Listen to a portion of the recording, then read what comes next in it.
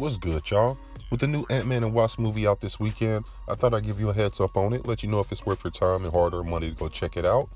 So the story of this movie goes, our character Scott Lang, who is the Ant-Man, he's at home on house arrest for everything that happened in Captain America Civil War.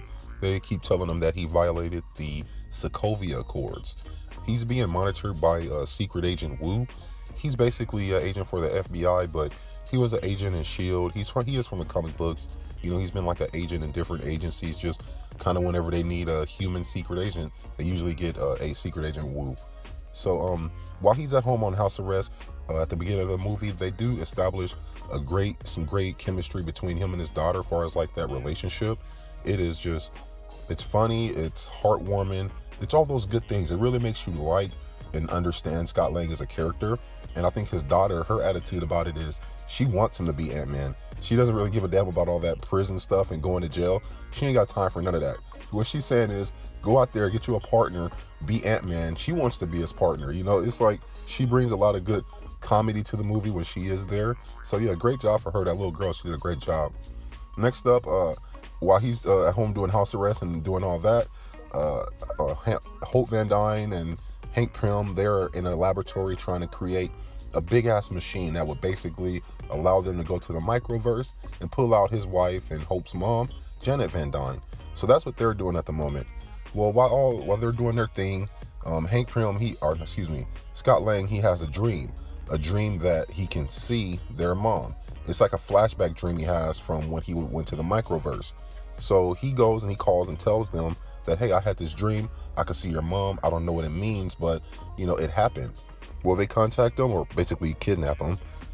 Evangeline Lilly's character, she kidnaps him and tells him, okay, tell us about this dream you had.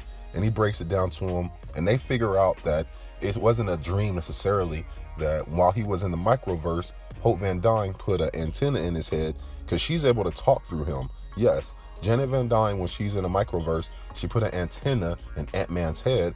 So when he's out there in the real world and he's around Hank Pym and Hope, she starts talking through his body. Sort of weird, yeah, but it was pretty funny to see him act like a woman, you know, and talk and do all the things that a woman would do. And he's like holding hands with Hank Pym and all that. But yeah, pretty funny.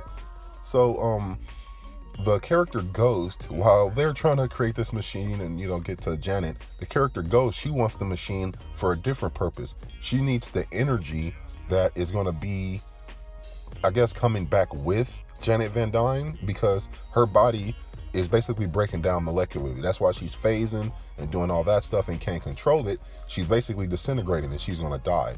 So that's why she wanted the machine. So she's trying to steal their machine and steal their laboratory because she wants to use the technology to bring Janet Van Dyne back, but she doesn't necessarily give a damn if she's alive. She just knows that when Janet Van Dyne comes back, she's gonna come back with a lot of cosmic energy, and if she can, I guess, trap that cosmic energy, then she will have a chance to cure herself. So she's not really out trying to take over the world or really do anything except live. So that's what her story is. Bill Foster, he's actually helping her out, but he doesn't go for some of the things she does because she hurts people and he's not with all that. Like at one point in time, she was even talking about going to kidnap Ant-Man's daughter. And that's when Bill Foster said, if you touch that little girl, put one finger on her, I'm done helping you and you're on your own. So, which means you're pretty much just gonna die because she couldn't cure herself. So that's when she stopped doing that. I thought that was pretty cool that they actually left that part in. It just showed you the desperation that the character Ghost was feeling and going through, that she was willing to kidnap a little girl. But she didn't do it, but just even bringing it up was pretty shocking that Marvel left that in the movie to me. Anyway, in the end, they were able to pull Janet Van Dyne out of the microverse and brought her back to Earth. And she agreed to actually help Ghost. She helped her a little bit when she came back, but she agreed to help find a cure. And so at the end of the movie, they sent Ant-Man back to the microverse to sort of trap some of that cosmic energy from the microverse that they needed. And that energy, if injected into Ghost, would help her and save her life. So at the end, I guess everybody was cool and they were going to save her life. But that's where we get the biggest twist. While Ant-Man is down there and he's trying to pull out that cosmic energy, he's talking on the radio to Hope Van Dyne, Janet Van Dyne, the mom, and Hank Pym, the father. Well, the signal goes dead, and we realize that all three of them were a victim of Thanos, because as he's talking to them, he goes back to them, and it's nothing but dust right there, sort of what we've seen at the end of Infinity War. and he's stuck pretty much in the microverse by himself. And that's where we pretty much left off. And that's the end of the movie. My thoughts on the movie is that it was fun. That's the one word I can use to describe it.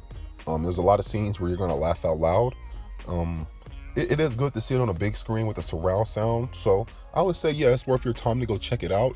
I would say check it out during the daytime where you can save a little money on a matinee, because I don't know if it's worth you going, you know, Saturday night when it's going to cost you like $100.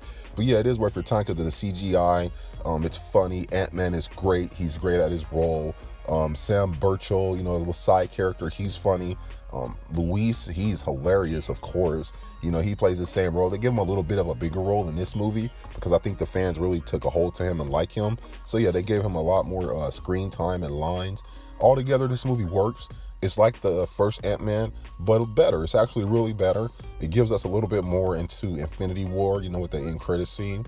But all in all, I give this movie like a 7, 8 out of 10 for what it is. Like, if you go in with the understanding of what the movie is going to be, like, this is not going to be Captain America Winter Soldier. This is not going to be like Avengers Infinity War. This is not going to be that. This is a cool, nice little movie that fits in a box by itself. And it's worth your time to check it out just for some laughs, for some, you know, something different in the MCU, you know. So yeah, it is worth your time to go check it out. I think it was a pretty damn good movie. But anyway, y'all, that's just my thoughts. Let me know your thoughts in the comment section below, y'all. Don't forget to like and subscribe. It's much appreciated to this channel. And I'll catch your ass out there in the universe. Peace. We're gonna die. I don't wanna die. We didn't die!